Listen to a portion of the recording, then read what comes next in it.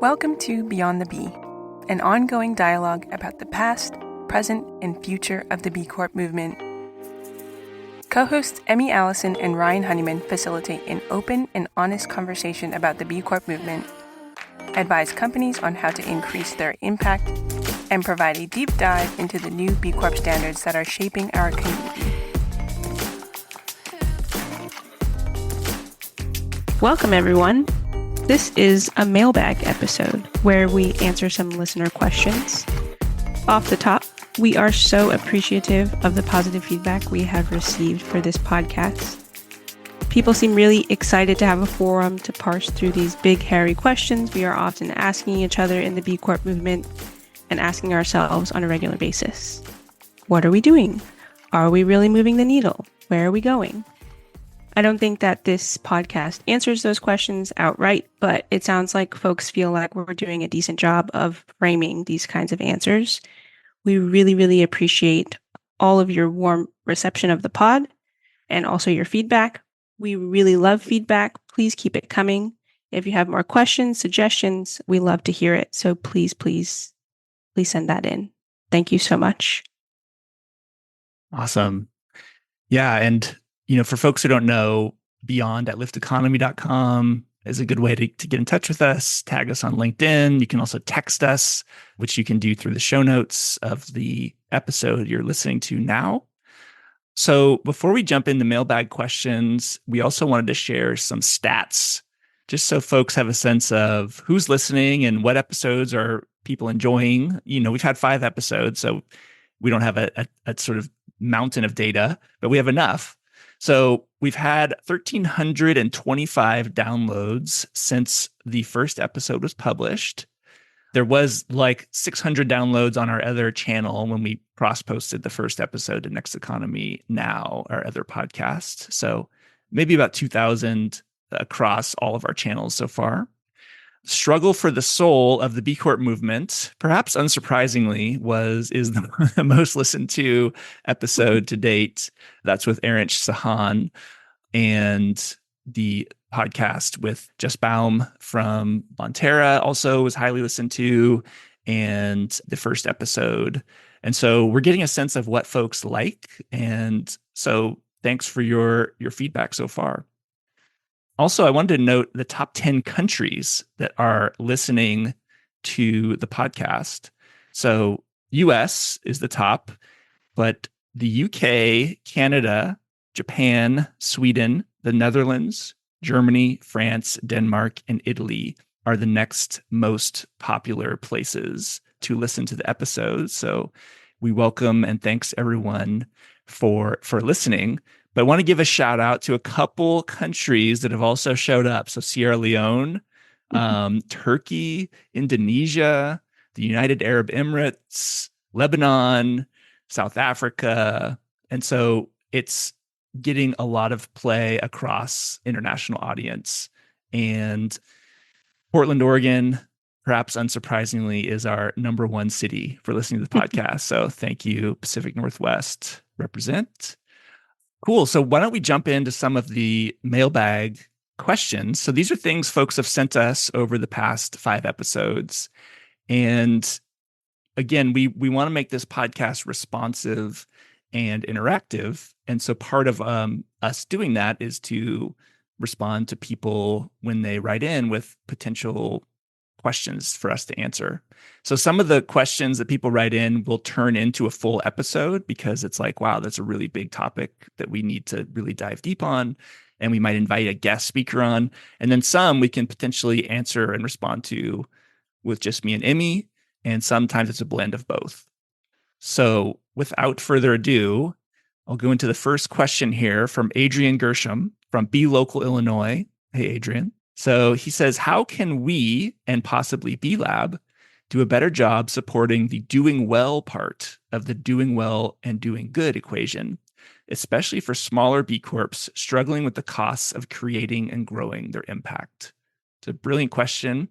And I don't know if Emmy, if you want to take a first go at maybe responding to Adrian's question there. Yeah, and thank you so much for the question, Adrian. Whenever folks ask us about whether they should pursue B Corp certification, I always say that B Lab always says margin before mission. I always like mix up the order of those words, but margin before mission. And it very much reflects you can't do this great work if you are not what Adrian is saying, quote unquote, doing well. And smaller B Corps are just so much more like so much less immune to financial insecurities and like it's really tough running a small business. It's really tough running a small business in general. There's so many things, so many priorities stretching you in all these different directions. I know that Nicole and I started 4C Consulting. We were doing our B Corp consultancy. We got this really cool grant from our alma mater, Drexel University, the Close School of Entrepreneurship. It was $10,000, which is like so cool and dope. And our B Corp fee was $500 annually. And so it was just like automatic 10% of our revenue gone just towards B Corp certification. And so the fact that small businesses and so many small businesses choose to get B Corp certified and to stay B Corp certified is really such a huge feat. And there are so many folks doing incredible things in their communities and with their businesses and with their employees, their teams. And it's just like an incredible thing that folks are so committed to this movement. It is such a testament to the passion that folks bring. Yeah. And just to jump in here, Adrian, I mean, even at Lyft Economy, as many maybe service companies or maybe many companies generally, from 2020 or so to 2022, things were going pretty well. There was a lot of like excess money in the system. Inflation hadn't quite ramped up and we were trying to come out of COVID. And so I know at Lyft, we're an 8-person team and we definitely implemented a lot of very progressive things. Like, for example, we weren't just donating 1% of sales to profit to charity. I think we were donating 5% or something. And we had really flexible PTO and like a sabbatical policy. And like, we basically just went like, what is the most amazing company structure we can set up? And it's been 2023 and this year has been a reality check on just like, yes, we do want to have unlimited PTO and we do want to donate 5% of sales to charity. And we do want to have all this positive impact. And we can't do everything or we're literally not going to have a company. So we actually don't have a formal donation commitment right now because we're like, would we rather donate money to charity or retain our staff? So it's like we're trying to sort of be impactful, but making choices. So I do think it's been sort of a very challenging time, the last 18 months in particular. And then resources or strategies that could help. Now that we're sort of in this space, what do we do about it? And this sort of dovetails, I'll say, with questions we got from Russ Stoddard at Oliver Russell and Laura Pearson at Brand Geek, who were asking, like, how can we better leverage the multiplier effect to benefit companies in the B Corp community by intentionally purchasing and supporting from fellow B Corps? And Laura was sort of asking, why don't more B Corps sort of keep it in the family when it comes to different service providers, including B Lab, does B Lab purchase from B Corps? And I guess answering for myself, I think at Lyft, we try whenever we can, but like many companies, there's always this question of, is the scale of the potential service provider and the particular goods and services, it's a balance, even for companies that are thinking about social and environmental impact. So I know at Lyft, we always try to work with sort of attorneys or other folks who are also fellow B Corps, or at least part of the cooperative movement or next economy movement. But there's often times when it's like, we just need this person and they're not necessarily socially or environmentally responsible at all. Yeah, they are difficult decisions to make. And I know so many of us come to the movement with really long-standing relationships. And yeah, it's a difficult thing. Purchasing power is so powerful. How we spend our resources can really change so many things, both as companies and then also as consumers as well. But there are often switching costs, and sometimes it is a more premium service, and it's a difficult thing to do. One thing I would say that I've tried that maybe I'd recommend other folks try.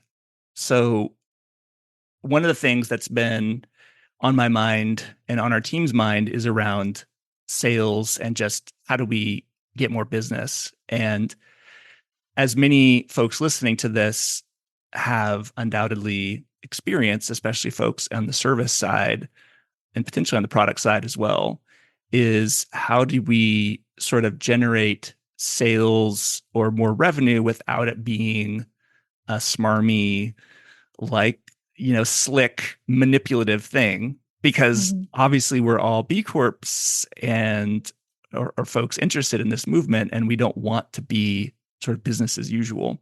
So one book I've read that actually was quite enlivening is The Go Giver. It's a really interesting book because it's basically a parable about a go-getter who's all about like sort of closing deals and being very sort of selfish. And he meets this guy who's sort of teaches him that like you can actually be a giver and it actually can create sort of multiplying value and actually generate business for you in addition to sort of benefiting others. It does actually come back around. And it's a really beautiful book that feels like, okay, you can do sales by giving and being of value to others, which I found very interesting, even though the author in the book is not necessarily like a B Corp or Next Economy. It still had some of those vibes. So one question I might ask folks is, if you want B Corps to refer you business, have you referred business to B Corps? And maybe for the folks who wrote in and others, it's like the answer is yes, I'm always doing that. And it's never coming back. And so that would be an interesting question about how do we, who are giving a lot, get back? But I know from my own, speaking for myself, I'll of course want referrals. I'm like, I hope I get referrals, but I'm like, am I really giving them out with like greater or equal frequency? And if I'm honest, it's often no. My default is like not to necessarily always try and give equal or greater amount. And so that could be one key to unlock is like the giving side. I don't know. Maybe you have other thoughts. Ugh, it's so tough. It's like we are still beholden to capitalism, despite the fact that we are trying to, substantially mitigate the extractiveness of capitalism. At the end of the day, the dollars are what moves these organizations, these businesses. I do not have the answers, that's for sure. I will say that at Lift Economy, in the Next Economy MBA, we have a unit on values aligned marketing. And it really does dig into sort of this idea that you're trying to provide a service or a product that someone needs. And it doesn't have to be like so heavily sold to folks. And it's it's a really fine line. It's a really fine line to walk, to balance. And yeah, I just think that B Corps are juggling some really tough opposing forces when it comes to doing well and doing good. One other quick thing I'll say that I tried early in my career and that I am interested in bringing back around is so it's probably 2013 or so in San Francisco. I created this group called B2B networking, which was around B Corps. I think it was maybe one of the first, it was sort of precursor to Be Local, but Whereas Be Local is more of like, how are we growing the movement and like having events and supporting. B2B was like, hey, we all need money, unfortunately, in capitalism. And so what if we literally met every month, knowing that we're going into these meetings to try to refer business to each other? There's some actual groups that I modeled it on, like Business Networking International, BNI, and Provisors. There's like a lot of more traditional business networking groups that are like this. But my idea was, what if we could do it with only B Corps? And we ran it for a couple years. It was maybe 2013 to 2015 or 2016. And we would get, 20 to 40 different people at Hanson Bridget, a B Corp law firm hosted in San Francisco. We would literally go in and, you kind of say, hey, this is what I do. This is what I'm looking for. And, someone might be a marketing company B Corp and someone might be an attorney B Corp. But you're just building that relationship and with the goal of creating referrals for each other. So I am interested in doing that again in the Bay Area. So I guess any more Bay Area listeners, reach out to us beyond at lifteconomy.com. And if you're interested in starting it in your area, I'm happy to share notes about what we did for the Bay Area. And I should note that Rose Penelope Yee and her team in the B Corp world, I think, have an online group that is called B2B Networking. I'm not sure if it's exactly the same format, but I just want to give respect where respect is due to some of the folks that have some of this like service B Corp oriented mutual support groups. Is that the same thing as the B2B network that exists today? I'm not 100% sure. I feel like maybe the B2B An network is evolution of just it. is like the service companies network, but it may actually be referrals. So I need to find that out. I need to reach out to Rose. Rose, if you're listening, I'm going to reach out and find out. Another question we have in the proverbial mailbag is a question from Rachel Haynes. She says, navigating the B Corp space as a young professional, myself and the student population I serve would be interested in this topic. And Rachel Haynes runs the B Academics program out of NC State, or I should say North Carolina State University. And we really appreciate your question, Rachel. Thank you so much. Ryan, what would you say are some of the key challenges and opportunities for young professionals entering the B Corp world? Well, as a 41-year-old male, let me tell you about young people. But yeah, I mean, I could speculate plus give my own experience, which may or may not be fully relevant today, but at least I think there are some themes that are relevant. So I would say coming into the B Corp space as a young professional can be overwhelming because you're, potentially seeing all these big brands like Patagonia or Ben and Jerry's or whatever the brand is that is perhaps a brand you studied in school or you've sort of looked up to. And you might think, where do I fit into this? And I feel like just a little piece of this larger cog. And, admittedly, the sort of champions retreats and some of the networking around B Corps can also feel maybe overwhelming because a lot of companies, may have relationships. It might be this company or CEO or leader at a B Corp might know a few other people. And so they're chatting at a retreat or at an event. And you're like, how do I actually, say hello or sort of break into these spaces?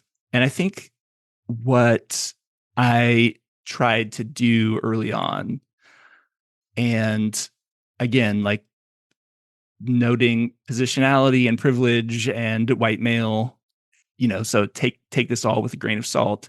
But I think my mindset was, how do I provide value and resources to people so that I'm useful, as opposed to like, how do I extract things from others or like make never demands, but like make a lot of requests. So I would try to find, if I met someone that was looking to connect with another person, I might say like, okay, I'll try to, maybe I have met this other person and maybe I can connect you and make an introduction. So like trying to be a resource person about different parts of the movement. For me in particular, it was, since I was doing sustainability consulting, which sort of translated into B Corp consulting by 2012 or so, it was bringing in companies to the conversations with B Lab about, how can these companies get involved with the movement? And so B Lab started to see like, okay, this person is like providing value by talking about the movement, being an evangelist and like bringing in companies. And so I think that would maybe just be my first piece of advice for young folks is try to find like what do people need and like what are the challenges and like understanding people. So a lot of B Corp folks are like business folks in general. Like people have had people support them when they were younger, like a student or a young professional. Like everyone has had mentors and so there's sort of like a feeling of wanting to give back to young professionals and students. And so I think you can use that by doing potentially like informational interviews, like, hey, I'm a new person in this field. I'm just trying to learn like what are the main challenges that you see and like what are the opportunities, and doing some informational interviews and then like providing value to people and just learning what is a great way to, at least initially for me, break into the sort of space.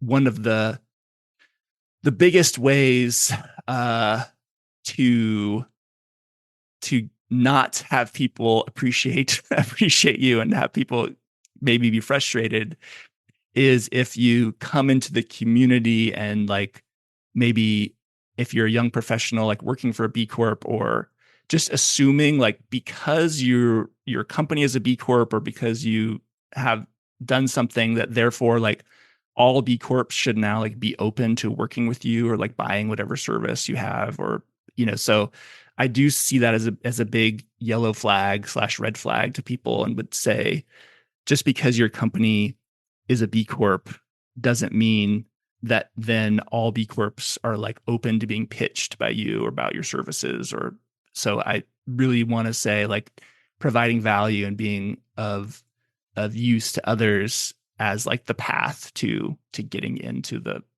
building credibility and establishing yourself. Emmy, what do you think? You're more of the target market, I think, on this question as a young person. This is such an interesting topic because, one, I want to acknowledge that job searching really sucks. I have been through my fair share of grueling job searches, and it is extremely defeating to go and put yourself out there over and over and over again. And you never quite know like when something is going to lead somewhere or something's going somewhere and then just kind of like fizzles out. I think most people have been in the position of applying to hundreds and hundreds of jobs. And I just want to say it's really hard. And then you add in the B Corp layer and it's even more competitive. There are fewer positions that are sort of more impact oriented.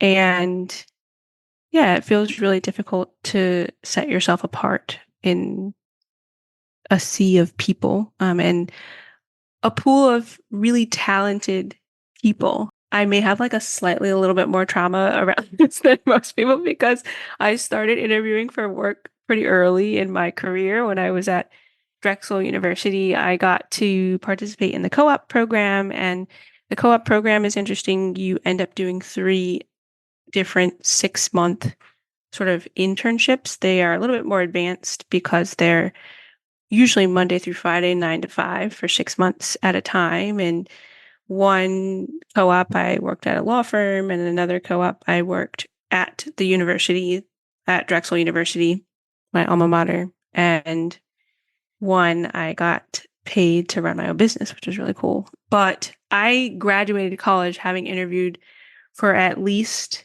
25 different jobs, which is like so cool to have that experience. But I just very distinctly remember absolutely loving to interview. Like I loved going to interviews and learning more about people and what they do for work and what kind of support they were looking for. I'm a Gemini, and I am also a naturally curious person, as many folks know. And so the interview process is like a more formal version of like conversations that I generally try to have all the time.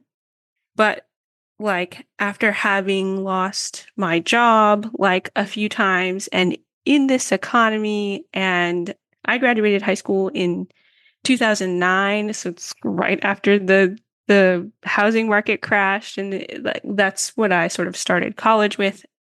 It's it can be a really sort of like defeating process, but definitely make sure that you're taking care of yourself and remembering that it is just work at the end of the day. Sometimes it feels a lot bigger than just a job, and a lot of these jobs are like huge responsibilities, but making sure that you're taking care of yourself and being curious first in all of your interactions and trying to sort of focus your energies in just like a few directions as opposed to like 100, I think has kept me sort of sane in my previous job hunts. Oh, definitely resonate with that. And maybe to wrap on this question, I would wanted to give two other things that came to mind. One thing that really helped me early in my career is a book called What Color is Your Parachute? Some people have read that book. I've also read the book Design Your Life, but I would definitely encourage people, young professionals, students, to do some of the internal. So it's basically, the theory is most people go about their, if we're talking about job searching or maybe just where do I find my place in the world? Most people go about it by like just looking on Indeed, or they look on lists and just see like what jobs are available and then apply. But it's not really how people get there.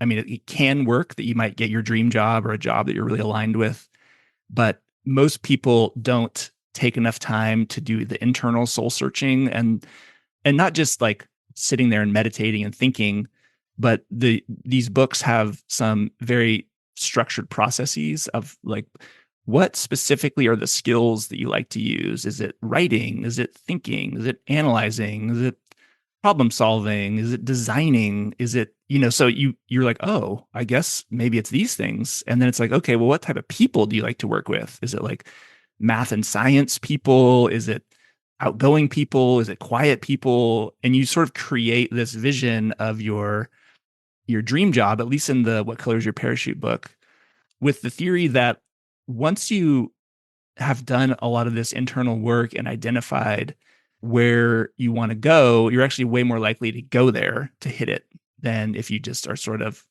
randomly going through life hoping to find, what you're passionate about or what you're connected with. So I would say if you're navigating the B Corp community, having done some of that internal work, even though you're maybe a young person that doesn't have like, oh, I was the COO at Patagonia, and then I went over to Allbirds and ran that company. You're not going to have that sort of background.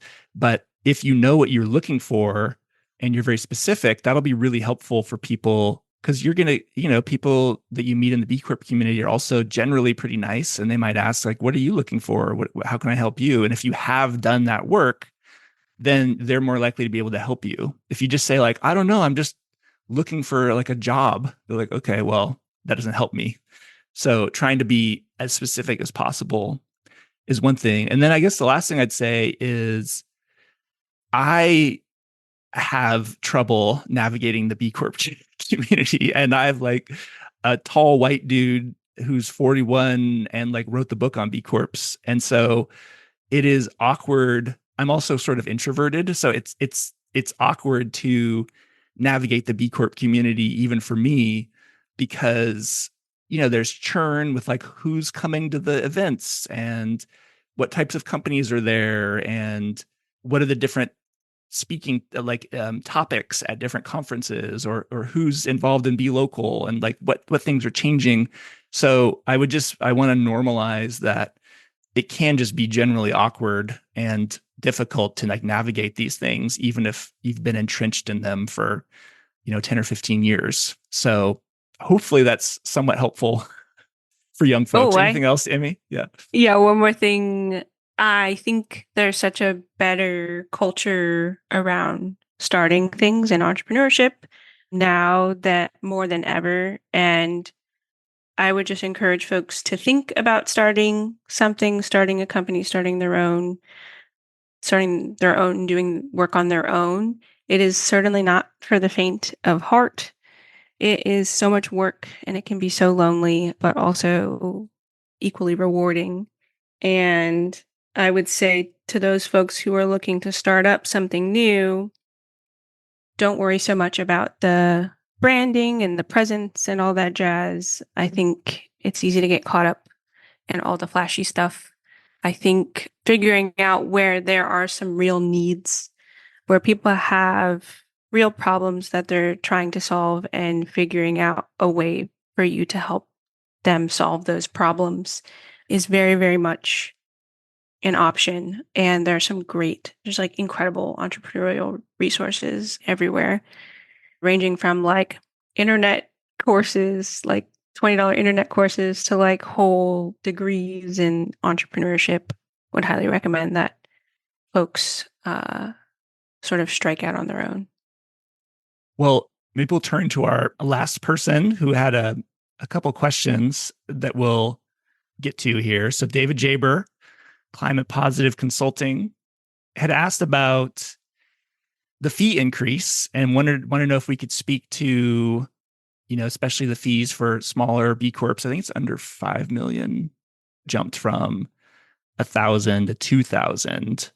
And Dave was commenting that wishes there was more outreach and engagement about it. And Emmy, you had some thoughts around that. Maybe you could speak to how much outreach and engagement was there, and like what is the reality of these small companies, and like how does it affect B Lab's bottom line meant to be able to service them?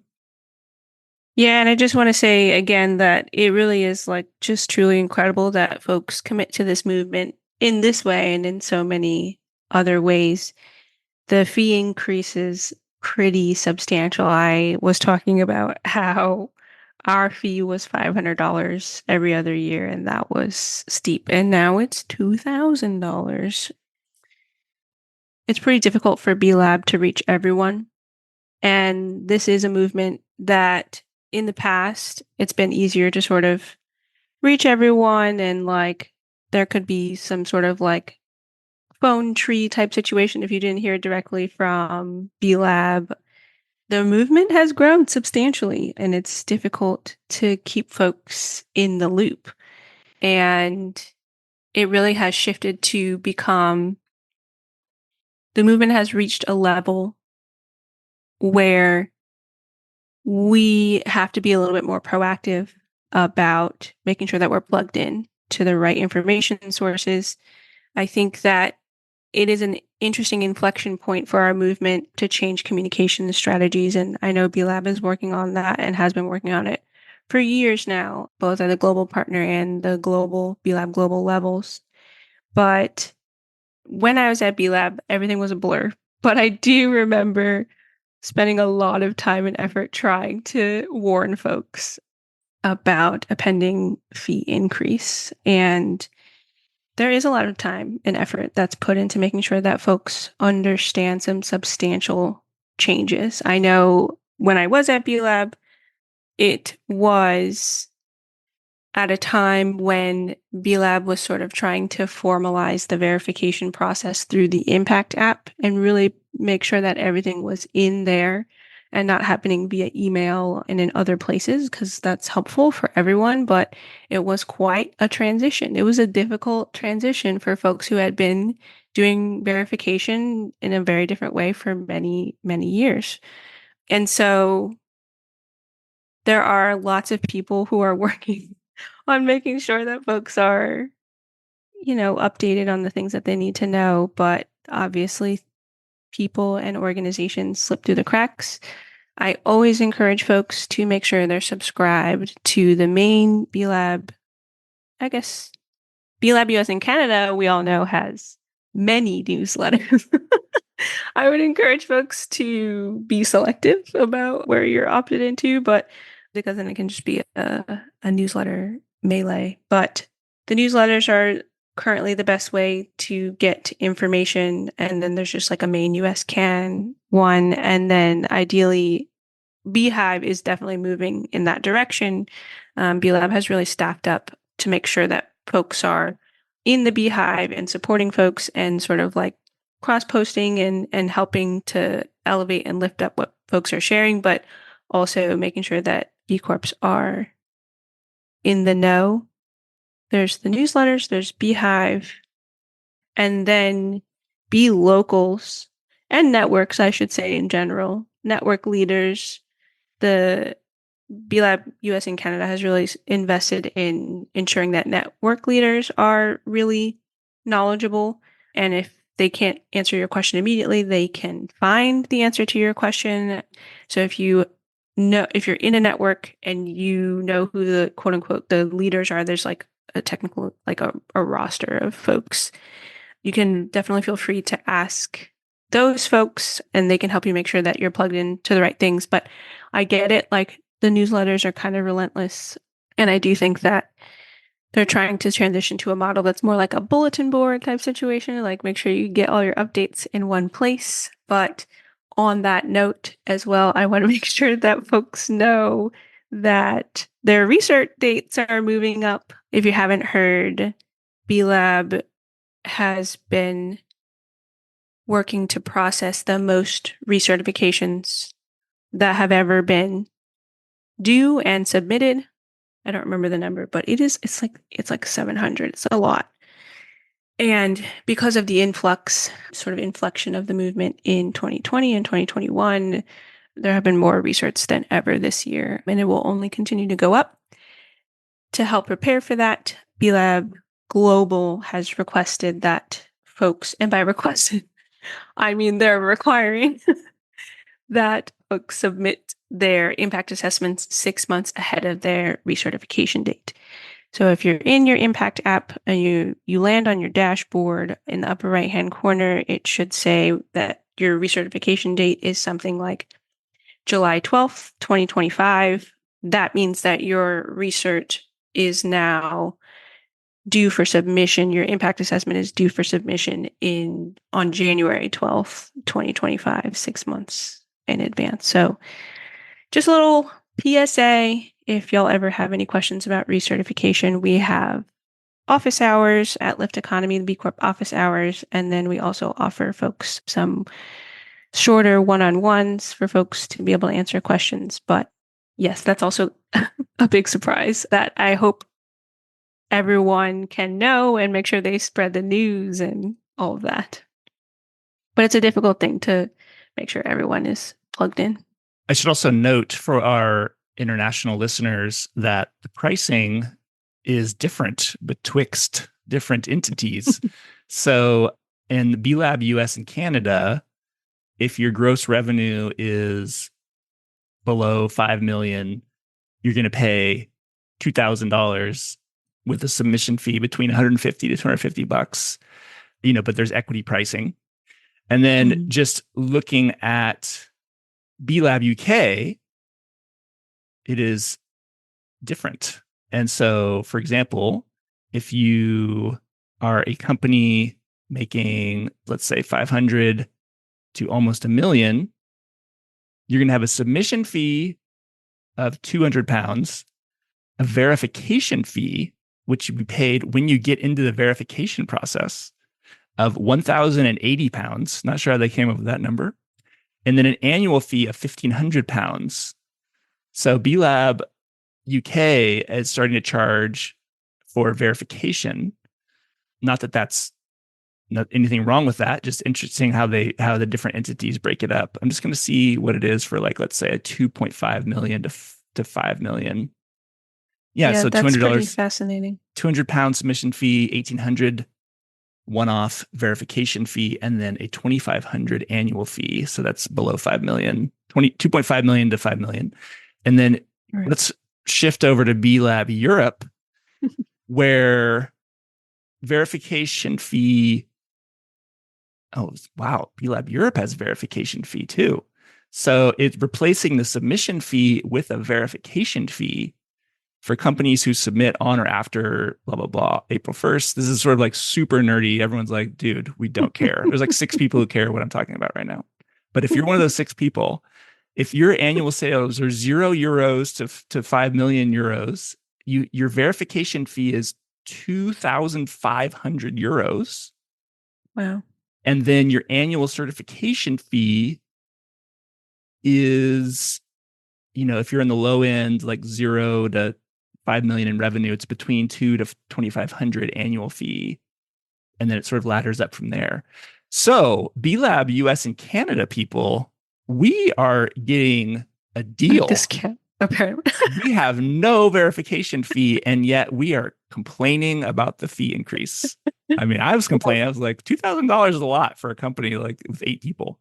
It is a lot. It is a lot. And I wish that they maybe had not done away with the lower tier. There was like a 0 to 2 million or 1.5 million or something like that, because the difference between 1 and 5 million is substantial. But yeah, that's pretty fascinating. And some folks might not know, but there are some US, Canada B Corps that pay separate verification fees. When a multinational certifies, they have to pay per impact assessment. Sometimes a multinational has to submit several impact assessments, and then over like 2 or something like that, they pay per impact assessment. And sometimes it's like $7,500 for verification. But yeah, I did not know that about breaking out the verification, the submission, and are they calling it certification fee, fees? yeah. Oh, annual fees. Okay. But it is, I mean, for in B Lab's defense, like, it does cost a lot of money to certify and service small B Corps. And so, we used to pay, I think it was like $500 a year. And there was no way that B Lab was going to be losing money on that. And so I think what the different entities are trying to do, it looks like in their own way, is to capture, like, hey, verification is a big expense for us. And submission fee is sort of weeding out people who maybe aren't serious. And then the annual fee is more like, how do we maintain this? So it's an interesting model. And so it's tough for B Lab because they have to provide all the support, and it's tough for the entrepreneurs who have to pay higher fees. So, Yes, it costs quite a bit. And some folks may know that the global partners are who you're paying your fees to quite often. And, it sounds like UK and Europe are sort of still differentiating those fees. And then your global partner, like B Lab US and Canada, pays B Lab Global for the verification service, which is interesting. And I don't think it's unlike other certification schemes, but it's not something that was happening before like 2021, when B Lab US and Canada started to separate from B Lab Global. They really worked to make those fees and processes really clear and independent. cool. Well, one last thing from David. He had asked about speaking a little bit more about some of the controversy, and so around B Corps. And so at Havas, the situation, if folks who don't know, so Havas has been, up until recently, a certified B Corporation. I believe there's 4 Havas entities. Havas it's a French large marketing and like an agency, sort of like the PR and marketing and communications agency and 4 of their entities were certified B Corps. But there's a group called Clean Creatives, which is a industry watchdog group of, I think it's put together in part by some of the smaller agencies who are committed to not doing the PR and creative and agency work for fossil fuel companies. And it was Clean Creatives filed a complaint with B Lab when, I believe this was earlier this year, or maybe it was the end of 2023, it was disclosed that Shell Oil had given their business to Havas.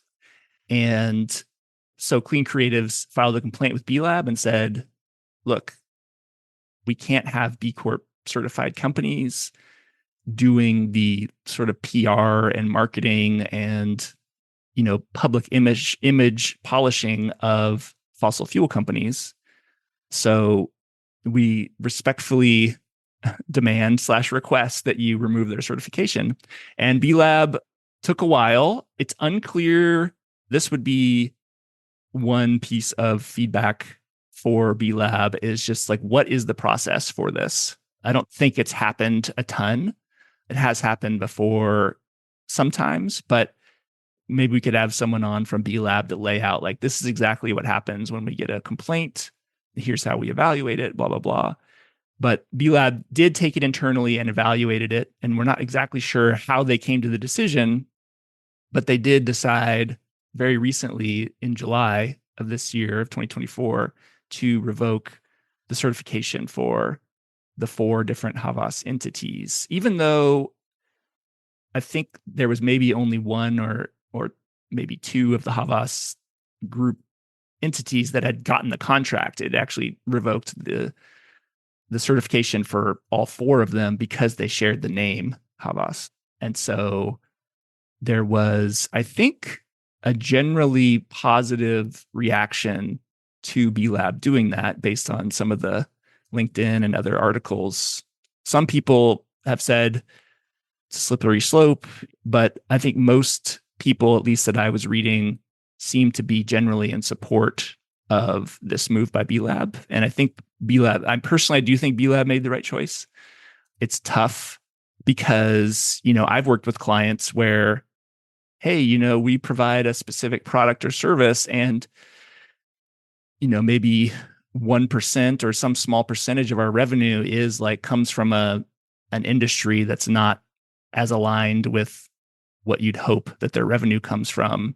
And up until now, I think B Lab does have cutoff thresholds for, say, if you have more than 0.5% or 1% of some sort of industry that they have marked as an industry of concern, then you have to disclose a bunch and they can potentially block your certification. But this was perhaps the biggest public revoking of a certification. And it's curious to think about how much that may be related to the pushback over an espresso and some of the other sort of controversies or issues that B Lab has sort of been dealing with. And so, yeah, just wanted to update folks that had happened. And what's your thoughts on that general take? Yeah, it's a pretty interesting thing. And yeah, I don't know of any other B Corps that have had their status revoked by B Lab. I know that in the past, there has been enough public pressure from the community that companies in the past have decertified. They chose to decertify themselves or resign from the community. But this is an interesting reflection of the complaints process. When I was at B Lab, I was behind the catch-all inbox, the equivalent behind the community at sort of B Lab inbox. And so we got all kinds of inquiries in there, questions and all that jazz. And we did get our fair share of complaints. There was a process for filing those complaints and recording them, which is a good thing. But I know when I was there, we did not have the capacity to do anything with those complaints. And from what I've seen, I think they hired a person, or at least they have dedicated more intentional resources towards the complaints process. And so I did want to just make sure that folks know that there is a complaints process. I am not 100% sure what it is. If you email your global partner, they can make sure it gets to the right place. But please try to be like as objective and descriptive as possible.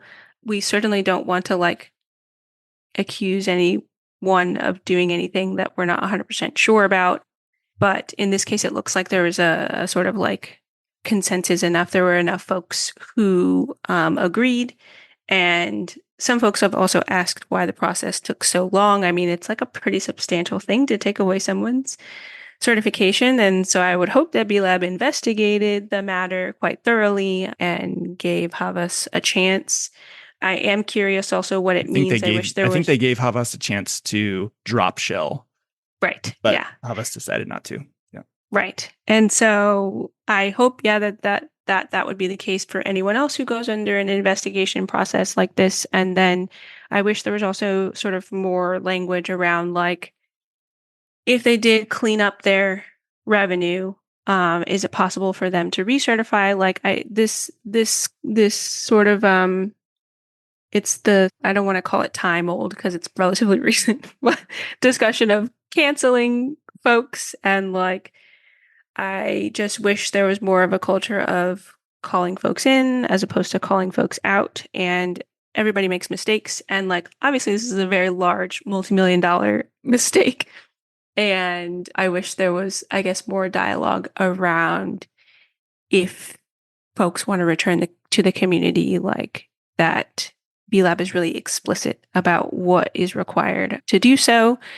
But yes, I think that the process has only recently been sort of more formalized and ironed out, and then where they have the mechanisms to actually act upon these complaints.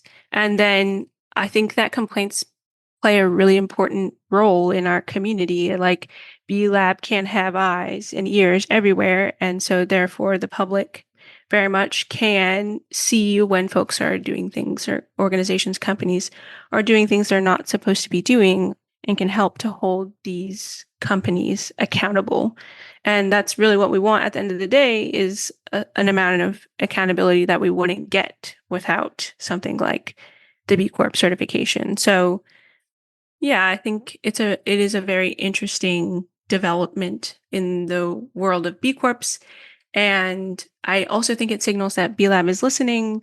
Obviously, folks have been really frustrated with this question we're always asking who can come in and who can't come in. And this really introduces some strong measures of accountability to be able to make sure that folks do what they say they're doing.